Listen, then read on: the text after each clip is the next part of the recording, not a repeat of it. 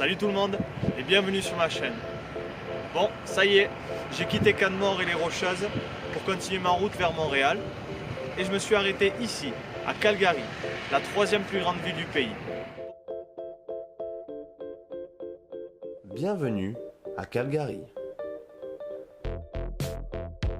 qui avec plus d'1 million d'habitants est la plus grande ville d'Alberta, mais également la plus prospère. La ville a connu un boom économique au début du XXe siècle grâce à l'industrie pétrolière.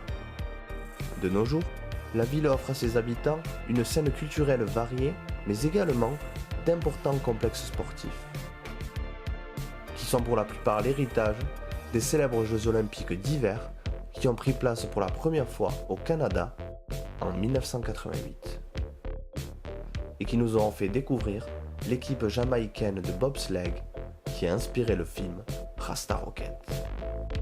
Sanka, you dead? Yeah, man. Mais pour trouver ce qui m'intéresse aujourd'hui, il a fallu que je m'éloigne un peu du centre-ville pour venir ici, au North Hill Park, et ainsi découvrir une création un peu particulière, la Medicine Wheel. La roue de la médecine, en français, est avant tout un symbole amérindien. On en trouve 46 rien que dans la province de l'Alberta. Elle incarne les 4 points cardinaux, le cycle des saisons, mais prend également une autre dimension. Car se placer en son centre permettrait de développer un équilibre à la fois émotionnel, mental, physique et spirituel. Ces roues de la médecine sont présentes au Canada et aux États-Unis depuis plusieurs milliers d'années. Et la plus connue d'entre elles, celle de Bighorn dans le Wyoming, aurait plus de 10 000 ans. Mais ne vous fiez pas aux apparences, cette roue derrière moi ne vient pas de temps très ancien.